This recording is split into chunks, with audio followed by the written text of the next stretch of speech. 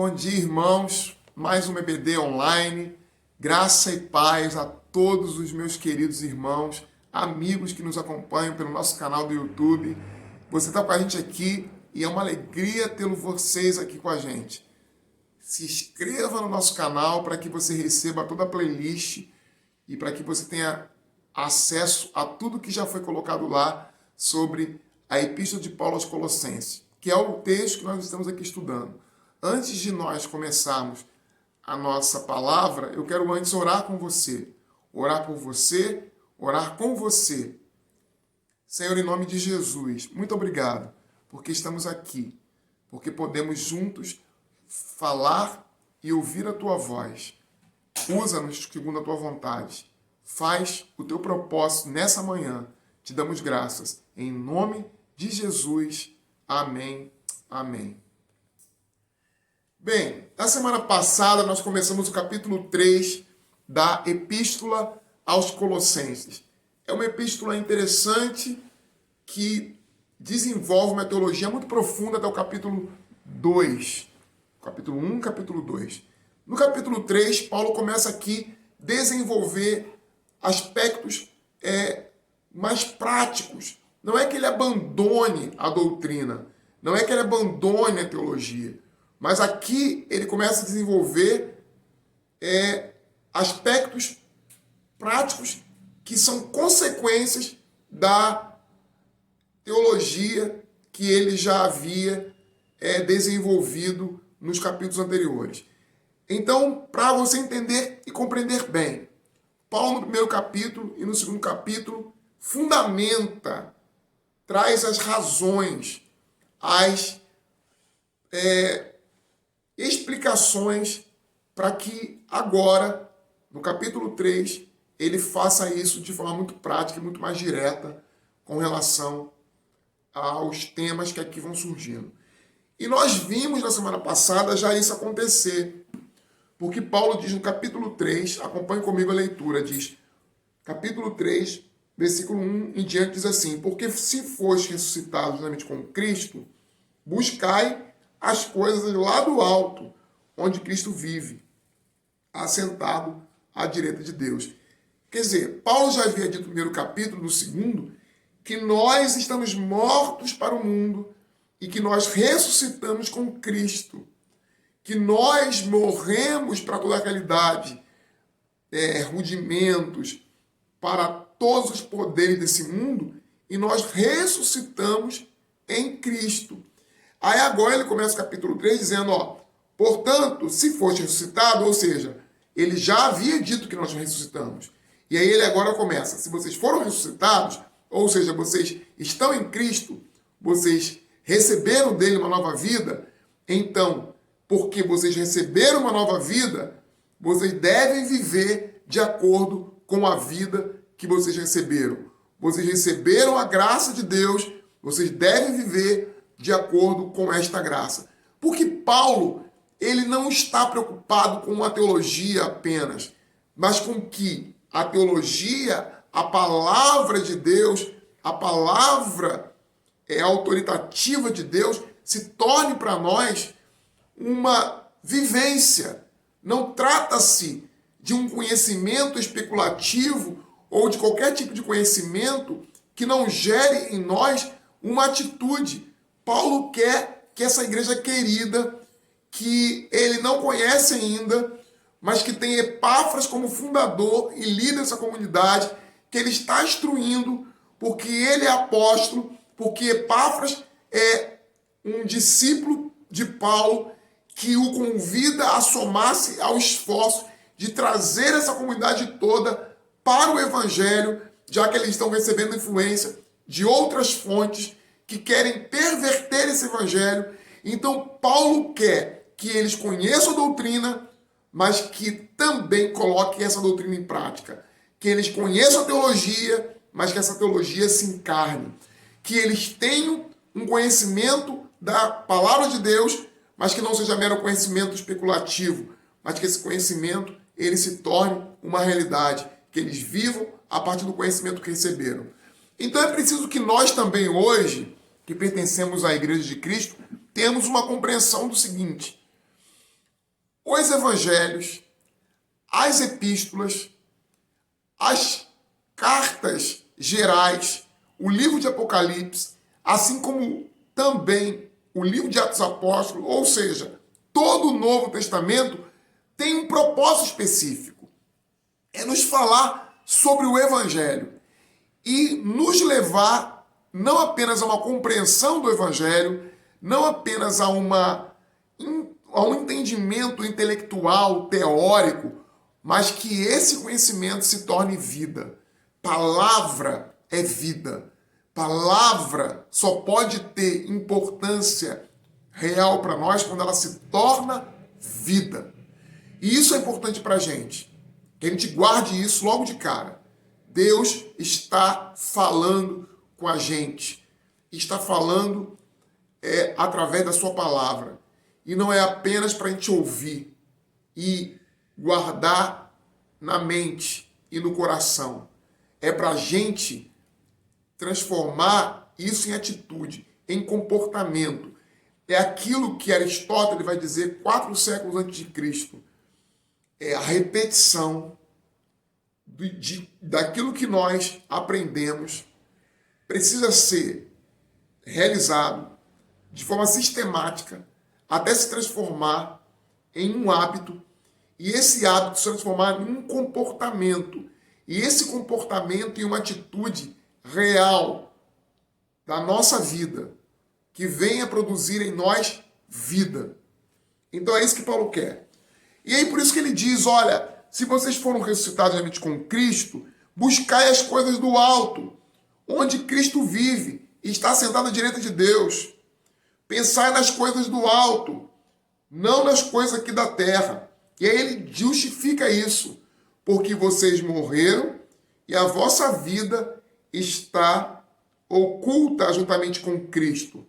Vocês têm que viver e agirem, não mais de acordo com o mundo, não mais de acordo com a carne, mas viverem de acordo com a vida que vocês receberam pela ressurreição dos mortos, pela morte e muito mais pela ressurreição dos mortos. Então Paulo diz no capítulo 3, versículo 3, porque morrestes e a vossa vida está oculta em Cristo, em Deus.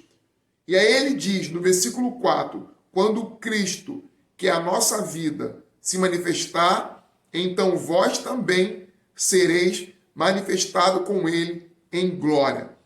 Então Paulo começa a primeira sessão nos mostrando e nos ensinando qual deve ser o modo nosso de viver. E o nosso modo de viver deve estar de acordo com a vida que nós recebemos.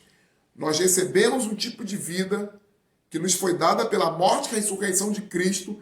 Já não estamos presos à escravidão do nosso corpo carnal, da nossa carne. Já não estamos presos e nem escravos do pecado. O pecado já não reina mais em nós, como diz Romanos capítulo 7. Não somos mais escravos, estamos livres, como diz o capítulo 8 de Romanos.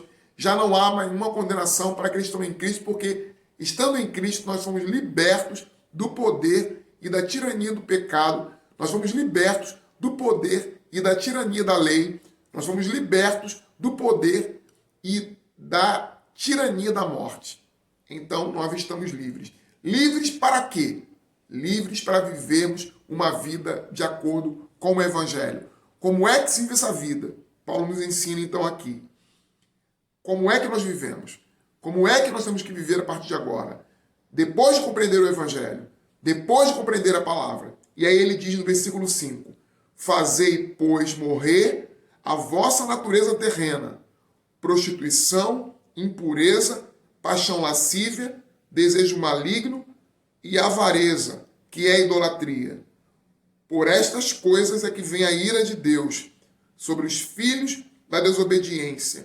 Então ele começa aqui uma primeira lista de pecados que os irmãos da igreja de Colossos precisam evitar, precisam fugir, precisam distanciar-se, já que eles receberam uma nova vida que foi dada a eles pelo morrer e pelo ressuscitar de Cristo. Então, a primeira lista de coisas que Paulo aqui descreve que precisam ser evitadas por esses irmãos.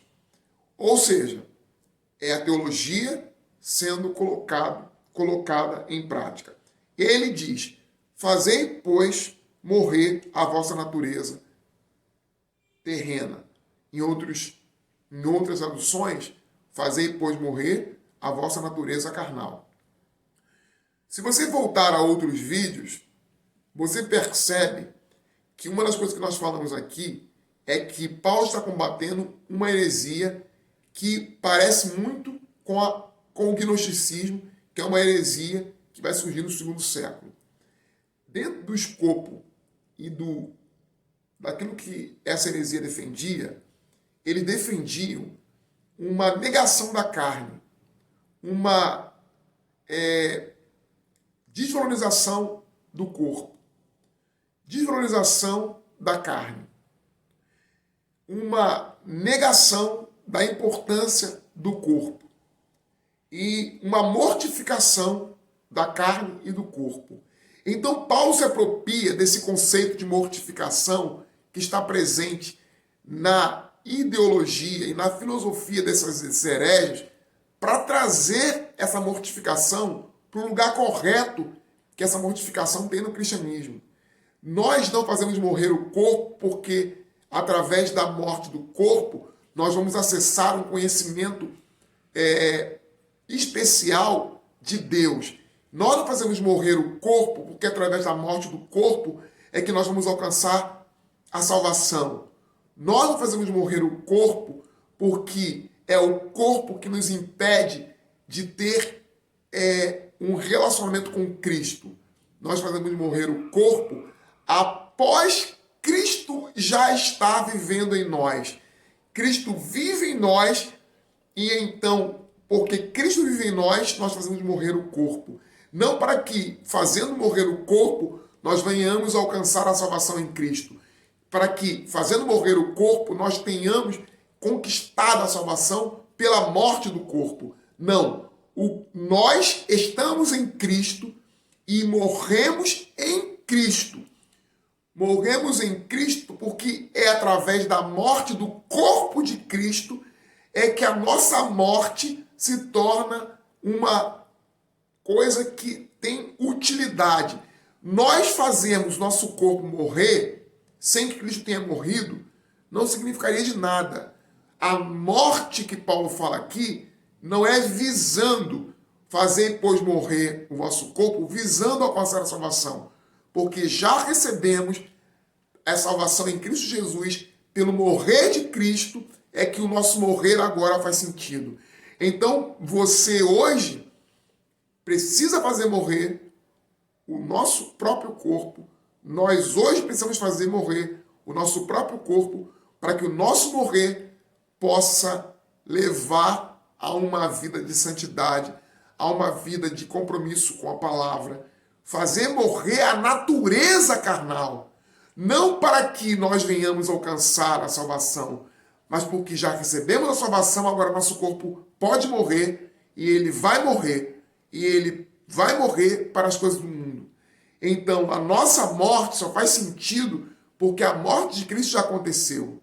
Então, o morrer que Paulo aqui nos chama é o morrer para o mundo, é o morrer para o pecado, é o morrer para a iniquidade, é o morrer para a transgressão, que só é possível porque Cristo morreu primeiro. Então, eu me uno a essa morte de Cristo, eu tomo posse dessa morte como sendo minha, então faço o meu corpo morrer, a minha carne morrer para o pecado, para que eu viva também a vida de Cristo. Qual é a ideia de Paulo? Nós estamos em Cristo, ele nos representa. Quando eu participo da sua morte, eu também participo da sua vida. Então o que eu preciso fazer agora? Eu preciso fazer morrer a minha carne, fazer o meu corpo morrer para o pecado, para que eu possa participar da morte de Cristo, mas também da sua vida. Então eu morro para o mundo, eu morro para o pecado, eu morro para a iniquidade, eu morro para as paixões, eu morro para tudo que me distancia de Deus, para que eu possa experimentar a vida que Deus me traz, a vida que Cristo me traz, a vida que Deus me traz através de Cristo. Então é isso que fica claro. E então, fazei, pois, morrer a vossa natureza terrena.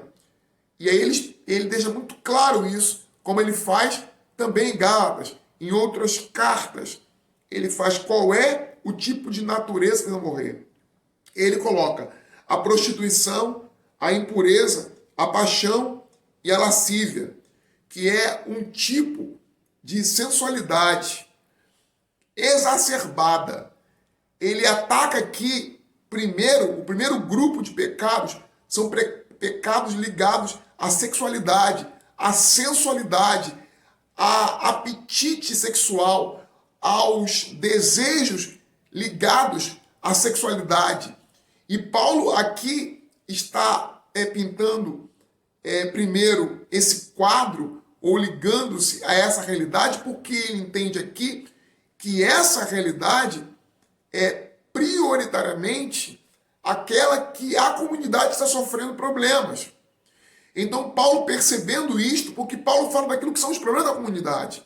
Então, ele percebe que a prostituição, a impureza, a paixão, a lascívia, dizem respeito à realidade que essa comunidade está vivendo. Então, ele diz, abandone isso, abandone a prostituição, abandone a impureza, faça morrer isso entre vocês.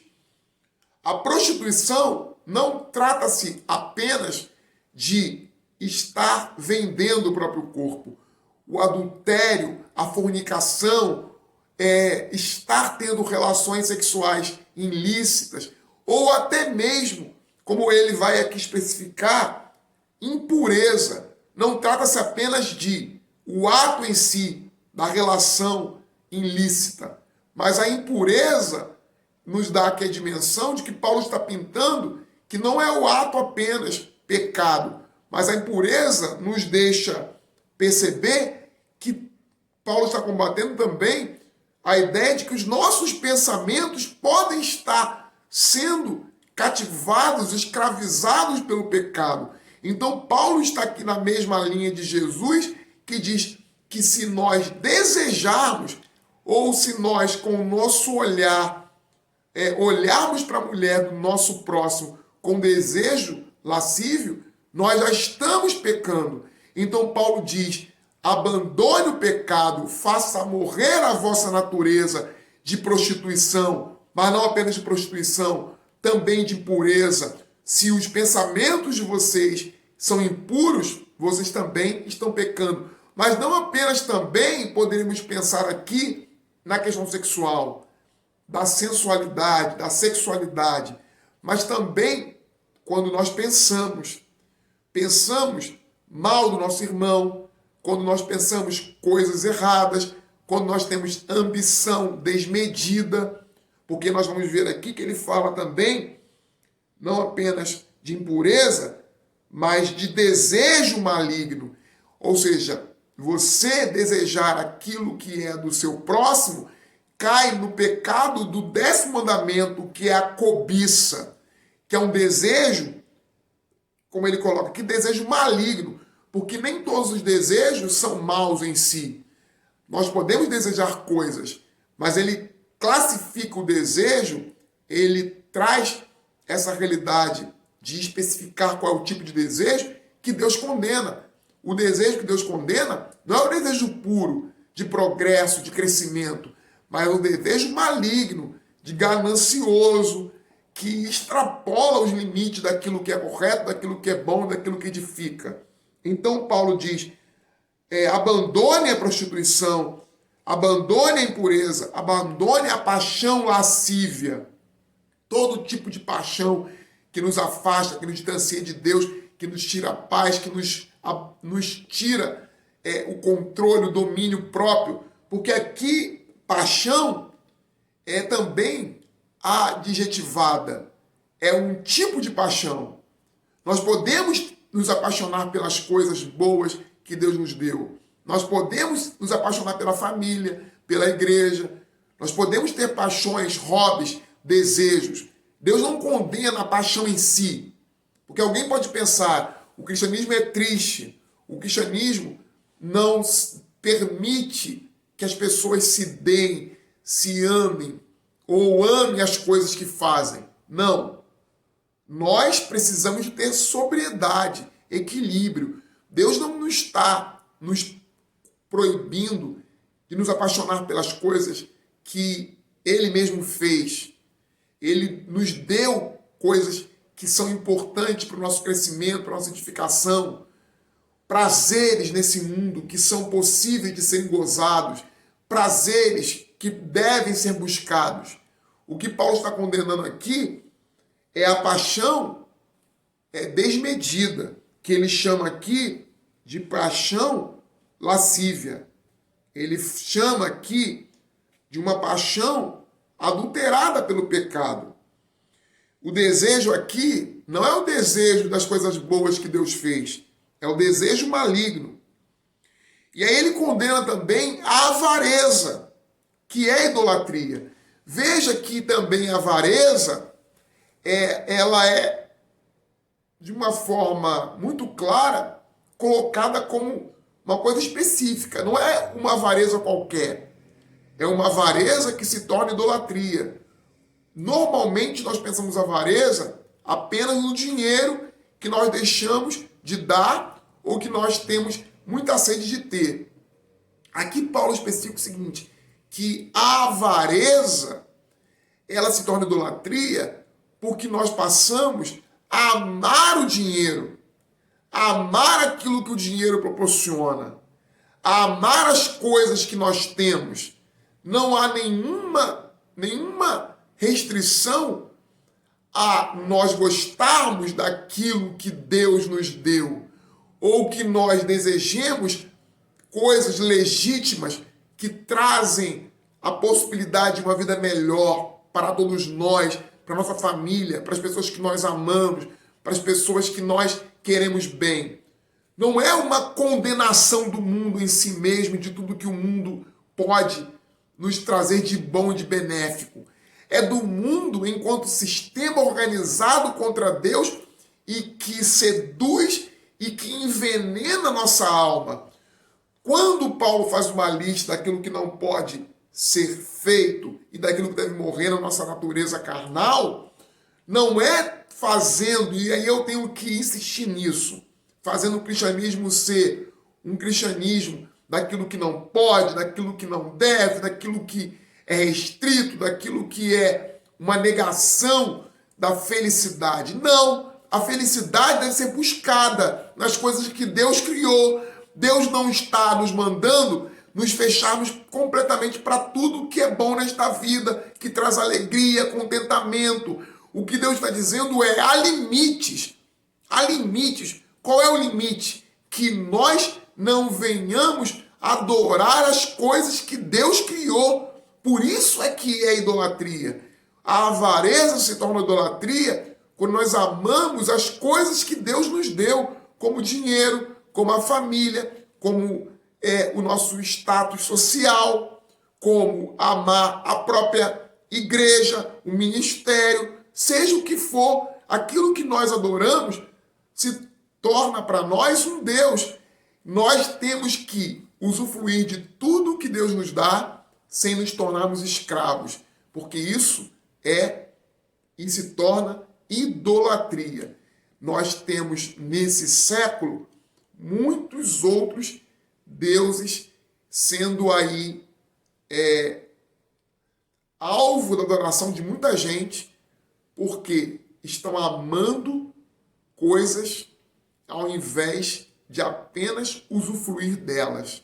E aí Paulo diz, aquilo que você ama, aquilo que você coloca no seu coração, se torna um Deus, se torna um problema, porque você é escravizado por essas coisas.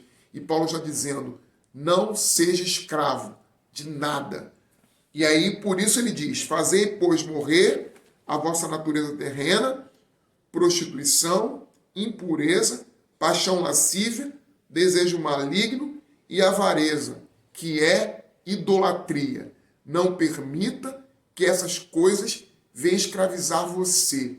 Não permita que o seu corpo seja usado ou que você use o corpo de quem quer que seja, porque o seu corpo é santuário do Espírito Santo. Não permita que a impureza tome conta dos seus pensamentos e que você seja escravizado por qualquer que seja os pensamentos que povoam a sua mente. É preciso guardar a nossa mente de toda impureza, da paixão. Precisamos e podemos apaixonar pelas coisas, mas não nos tornar escravo delas, como a paixão lascívia que nos aponta. E aí ele explica por quê. Porque por estas coisas é que vem a ira de Deus sobre os filhos da desobediência. Deus está irado com os filhos da desobediência e com todo aquele que pratica essas coisas.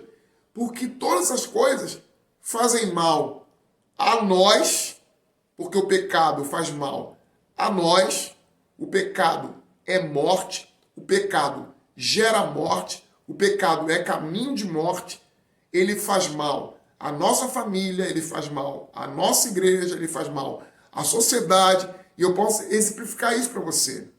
Quando nós mentimos, nós estamos perdendo a credibilidade, primeiro na nossa família, depois na nossa comunidade, e também nós estamos destruindo os relacionamentos com as pessoas que nós convivemos.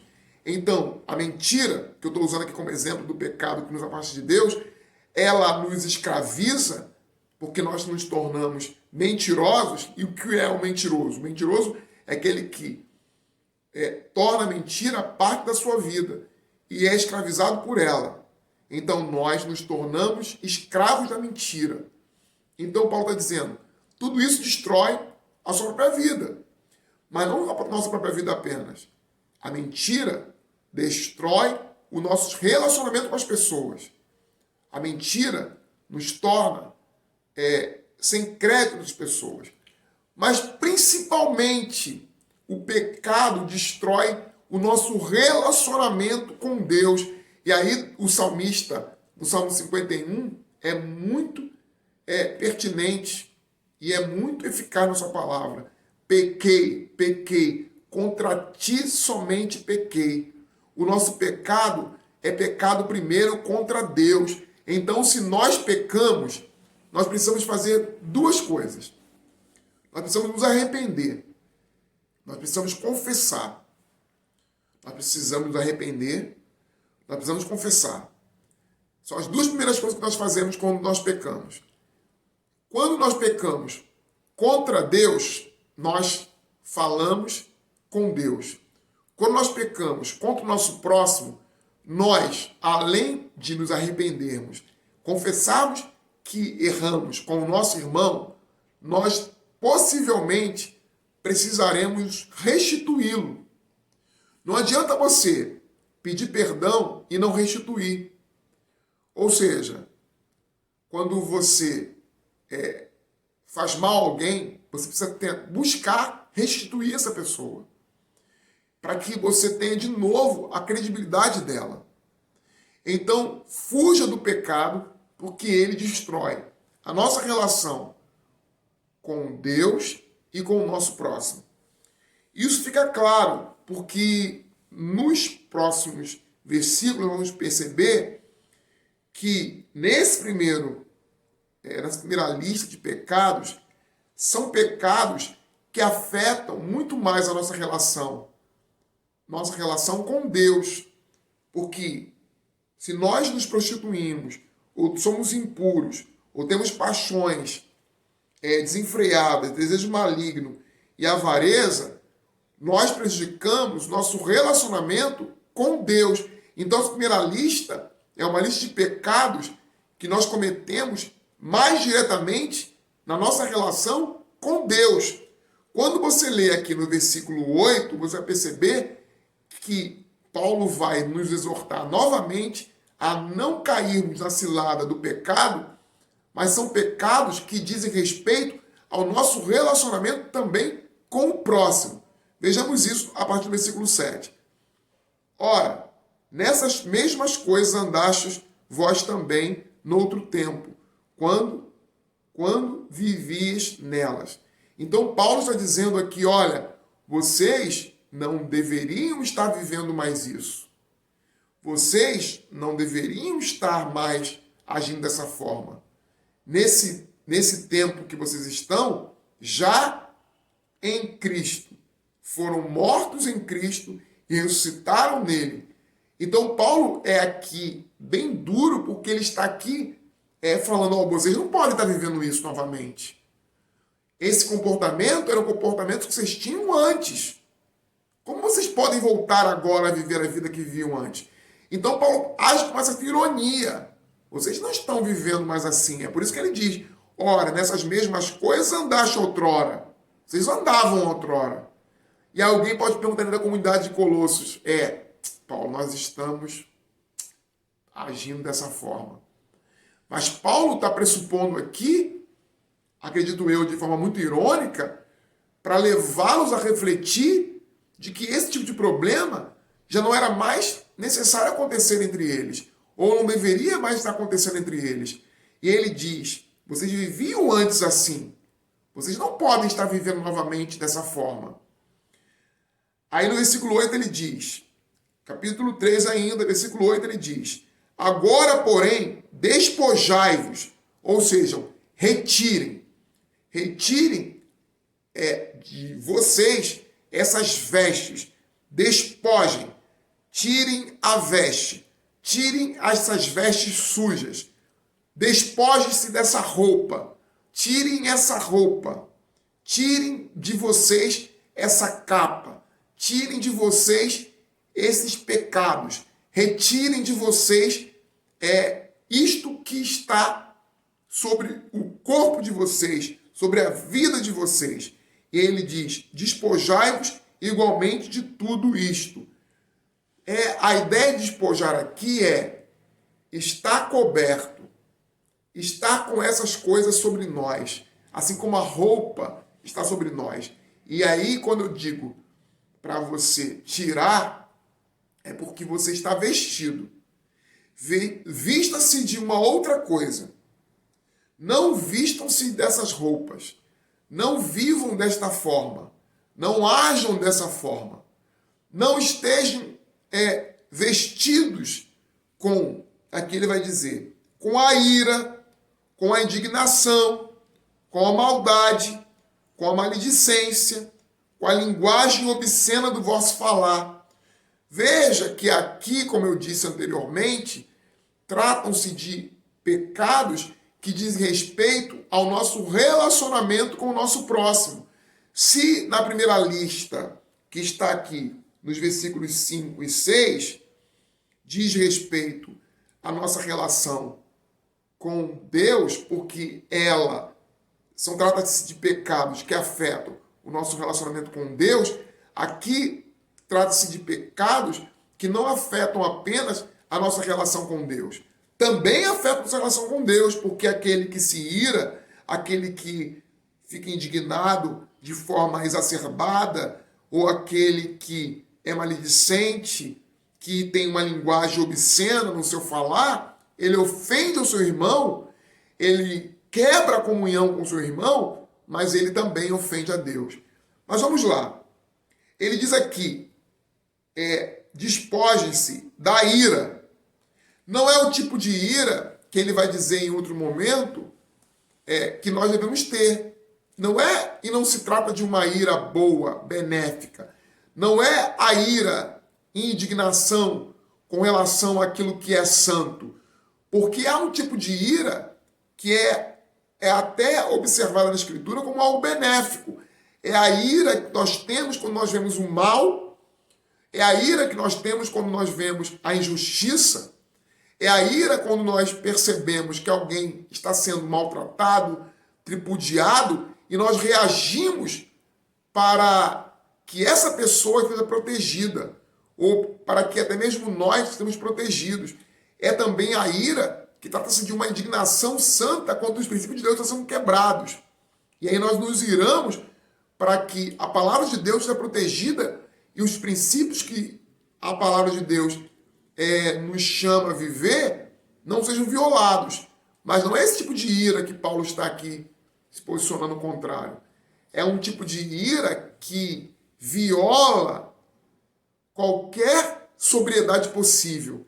É a ira raivosa, é a ira doentia, é a ira ciumenta, é a ira que trata-se de uma ira descontrolada, é uma ira selvagem, é uma ira sem domínio próprio, é uma ira exacerbada. Então Paulo diz: despojem-se, não vistam-se, não vivam esse tipo de ira. Essa ira vai fazer mal a vocês. E aí ele continua dizendo, até para aperfeiçoar e tornar mais nítido o que ele quer ensinar essa comunidade. Ele diz: indignação, maldade, ou seja, deixe a indignação. Mesmo a indignação boa pode se tornar uma indignação ruim, quando se torna uma indignação seletiva e destruidora. Porque às vezes nós nos indignamos apenas com alguns e apenas de forma seletiva, com aquilo que nós consideramos ser importante para nós. Mas não era essa referência que Paulo utiliza. A referência de Paulo não é as nossas preferências particulares. Ele nos chama a uma atitude sóbria. Não sejam irados. Não permitam que a ira controle vocês. Não deixem que a indignação controle vocês. E aí ele começa dizendo isto, mas ele diz: indignação, maldade. Não sejam maus. Olha que Paulo está falando para uma comunidade de cristãos, de irmãos em Cristo. Ele está dizendo: olha, vigiem-se, ajam de forma sóbria, olhem para vocês mesmos, tenham vigilância no agir de vocês, porque vocês estão agindo de forma maldosa. Não sejam assim. E aí ele continua dizendo, abandone a maledicência. A maledicência é palavras que nós falamos, ou atitudes que nós temos com o nosso irmão, que desqualifica, ou que vê atitudes neles que não dizem respeito com a realidade. Nós estamos enxergando dessa forma, mas não é essa a realidade. Então Paulo nos chama, olha, deixem de ser maliciosos, deixem de ficar olhando coisas que não existem, parem de ficar vigiando a vida dos outros, parem de agir de forma precipitada julgando as pessoas, ajam de acordo com a sabedoria. Ainda no segundo grupo de pecados, que Paulo aqui orienta a igreja a se afastar, no versículo 9 ele diz: não mintais uns aos outros, uma vez que vos despistes do velho homem com os seus efeitos. Então Paulo está dizendo o seguinte, olha, não mintam um para o outro. Eu usei já o exemplo aqui da mentira e as consequências que ela possui na vida de uma pessoa que, de forma insistente, permanece nela. Torna-se alguém desqualificado, sem crédito, alguém que não merece a confiança dos outros. Então Paulo está dizendo, olha, não mintam uns para os outros. Uma vez que vocês já foram despidos do velho homem. Veja como Paulo aqui é alguém que usa da retórica para dizer, olha, vocês não deveriam estar aqui ouvindo isto, porque vocês já nasceram de novo. Vocês já morreram para a carne. O corpo de vocês já é agora um novo corpo ressuscitado em Cristo. Não foi assim que aconteceu com vocês? E aí ele diz, não mintam uns aos outros, uma vez que vos despistes do velho homem com seus efeitos. O velho homem já não os escraviza. Vocês não têm justificativas para andarem na escravidão e no pecado. Não mintam. Digam a verdade.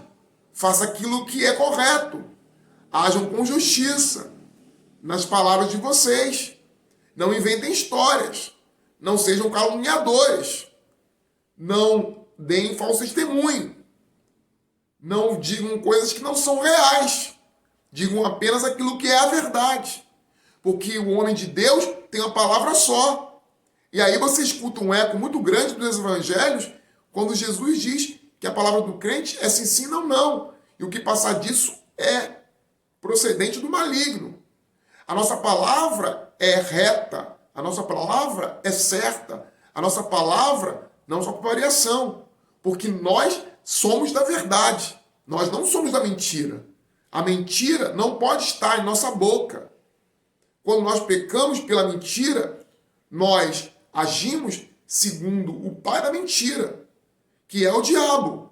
Então Paulo diz, não mintam para os outros, ajam com verdade, façam aquilo que é correto, porque vocês já despiram-se dessa velha veste, vocês já se despiram dessa velha veste. E aí, ele continua dizendo, e vocês se revestiram, no versículo 10, do novo homem que se refaz para o pleno conhecimento, segundo a imagem daquele que o criou. Ele está aqui lembrando que Cristo é o cabeça da criação e que todos nós fomos criados nele para nova vida. Cristo é o cabeça da redenção, mas também o cabeça da criação. Todos os homens são criados à sua imagem. Todos os homens são salvos por causa dele. É por isso que ele é o primogênito dos mortos. É por isso que ele é o primeiro da criação. Ele é o primeiro da criação e ele é o primeiro da redenção. Então ele é o nosso modelo de vida cristã. Então nós somos modelados, nós somos construídos, nós somos levados a uma vida semelhante à de Cristo. Então Paulo diz, olha, vocês foram despidos do homem antigo, velho, morto, e vocês receberam uma nova vida, porque vocês estão em Cristo. E agora a vida que vocês vivem é a vida de Cristo. Então vivam de acordo com a imagem daquele que os criou. E aí no versículo 11 ele completa, no qual não pode haver grego nem judeu. Ou seja, não importa se você tem uma distinção étnica diferente. Porque Paulo aqui também está dizendo, olha, aquele que está em Cristo pode viver segundo Cristo, que é o cabeça da criação e da redenção, não importando se você é de uma etnia diferente, porque no Evangelho, em Cristo, não há diferença de etnia, não há importância nisso. Pode ser grego ou pode ser judeu. Não há diferença religiosa. Não há diferença religiosa. Você pode ser circuncidado ou incircuncidado. Você pode ser alguém que é religioso e recebeu circuncisão, ou pode ser alguém que é pagão, que não tem circuncisão. No reino de Deus não há diferença entre aquele que circuncidou-se e aquele que não circuncidou-se. E aí ele vai dizer, no reino de Deus não há bárbaro ou cita, que eram as piores categorias que se poderia ter nesse período. Porque o grego e o romano eram civilizados na visão dessas pessoas. Então Paulo está dizendo o seguinte, não importa se você é grego ou romano, ou se você é judeu, não importa se você é bárbaro ou se você é cita. Os bárbaros e os citas eram a ralé, eram incivilizados, segundo a ótica e a visão da época e a cultura da época, que era uma cultura que segregava esses povos, a pior categoria que poderia existir. E Paulo está dizendo, em Cristo não há distinção. O bárbaro, o cita, é como o judeu, é como o romano, é como o grego. E aí ele diz, é como o escravo e o livre. E aí você vê um nítido recado que Paulo está dando àqueles que são escravagistas. Porque Paulo está dizendo, no reino de Deus não há senhor e escravo.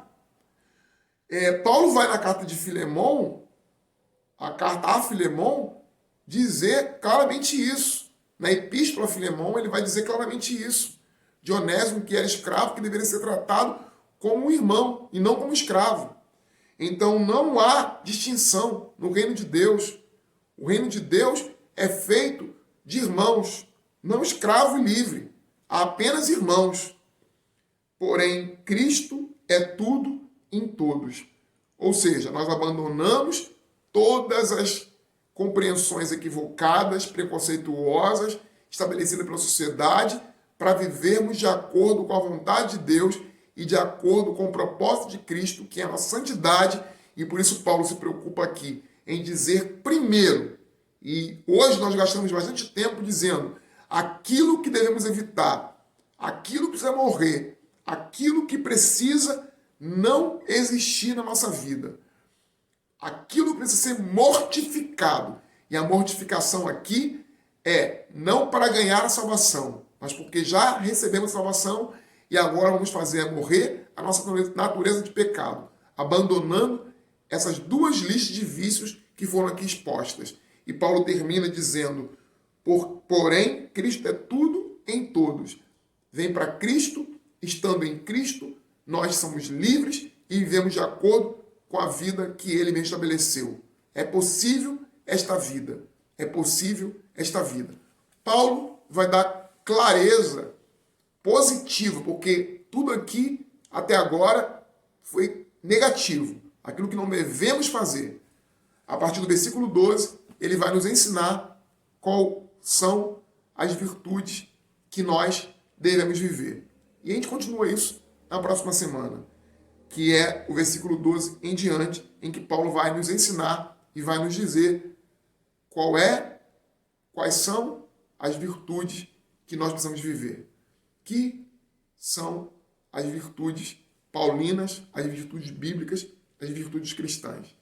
Que Deus nos ensine naquilo que temos caído, que haja confissão, haja arrependimento, haja mudança no hábito, no comportamento que gere uma vida cheia da presença de Deus e do seu Espírito.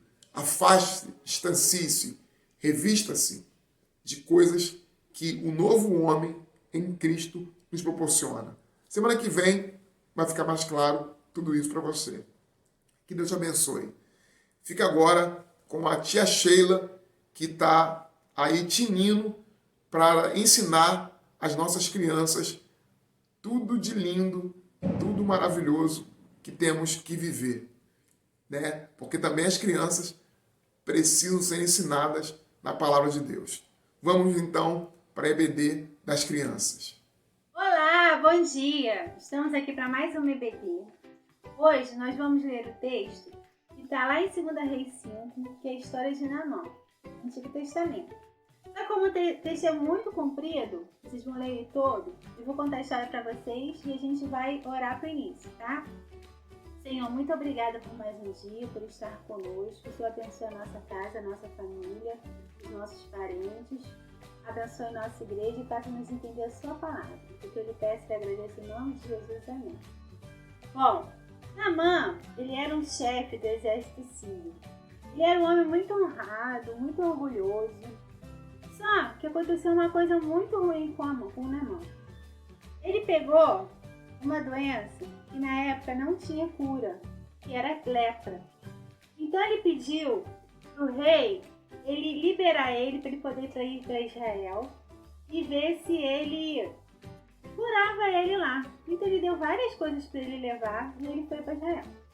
Chegando lá em Israel, ele falou assim, gente lá, você acha que eu sou Deus, que eu posso te curar? Ele voltou muito triste, né? E chateado por causa daquela doença. Só que ele tinha uma escrava que servia a esposa dele, que era uma menina, e ela falou com ele assim, por que você não vai lá em Samaria? Lá tem um profeta Eliseu, que ele é um profeta de Deus, e ele vai falar, através de Deus, como você pode se curar. Naamã foi para Samaria e chegando lá falou com Eliseu. Eliseu falou que ele tinha que se banhar 7 vezes no Rio Jordão. Só que o Rio Jordão era muito sujo. E ele, como era um coronel muito conhecido do exército, muito rico, ele achou que era uma humilhação a ele fazer aquilo. Mas ele foi e ele entrou no Rio Jordão e se banhou 7 vezes. 1, 2, 3, 4, 5, 6, 7. No 7º banho, ele e curou. Então ele agradeceu e louvou a Deus, porque ele viu que Deus ele cura, ele faz milagres. E o mais importante disso tudo, também, mais importante depois da cura, é que as crianças, elas podem também fazer a obra do Senhor, né? Tudo foi através da palavra da escrava. A gente não sabe o nome dela, mas a gente sabe que ela foi essa criança usada por Deus para levar Naamã até Samaria para falar com Eliseu, e Deus curou Naamã da lepra lá. Então essa é a nossa história de hoje, né? Que nós crianças, vocês crianças, podem ser usados por Deus, né? Podem falar da palavra de Deus, né? E através do mergulho de Naamã 7 vezes, que ele era um homem muito orgulhoso, ele viu que ele não era nada, ele era só dependente do Senhor. Ele seguiu as ordenações do profeta. Bom, essa foi a nossa história de hoje. Eu espero que vocês fiquem bem. Eu estou com muita saudade de vocês. E até domingo na nossa próxima escola dominical. Vamos orar para o final? Senhor, muito obrigada por mais um dia, mais uma história. E a gente tem a sua palavra guardada no nosso coração através dos seus ensinamentos que estão na Bíblia. E que a gente possa pôr em prática esses ensinamentos. É o que eu lhe peço e agradeço, em nome de Jesus. Amém. Tchau, até domingo que vem. Foi uma bênção, né? Estar com a tia Sheila.